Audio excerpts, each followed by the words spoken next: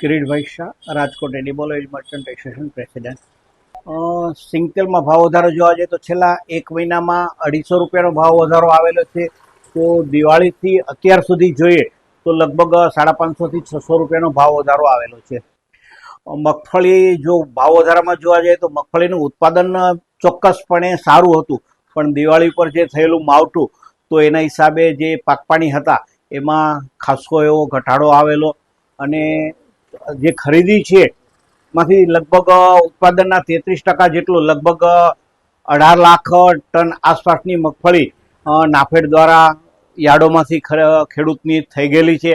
તો અત્યારે જોવા જઈએ તો મેક્સિમમ મગફળી છે તો એ બજારમાં અવેલેબલ નથી અને મોટા પ્રમાણમાં માલ નાફેડ પાસે જ છે. યુદ્ધની અસર તો ચોક્કસપણે છે અને રહેશે જ. આવતા દિવસોમાં યુદ્ધ જેટલું વહેલું તકે થમશે એટલી બજારમાં રૂકાવટ ત્યાર પછી જ આવી શકે. સિંગતેલમાં જોવા જાય તો નાફેડ છે તો એ મગફળી વેચશે તો જ સિંગતેલમાં ભાવો ઘટાડો આવી શકે, એ વગર આ ભાવ ઘટાડો આવવો શક્ય નથી. અને આયાતી તેલો છે તો હવે બહુ અહીંથી જાજુ વધી શકે એવું નથી લાગી રહ્યું. અન્ય ભાવમાં જોવા જઈએ તો લાસ્ટ એક મહિનામાં સિંગતેલનો 200 રૂપિયા આસપાસનો ભાવ વધારો થયેલો છે. તો કપાસિયા પણ બી 250 રૂપિયાનો ભાવ વધારો થયેલો છે. પામોલીન જોવા જાય તો 200 રૂપિયા અને સનફ્લાવરમાં છે તો એક મહિનામાં 400 રૂપિયાનો વધારો થયેલો છે.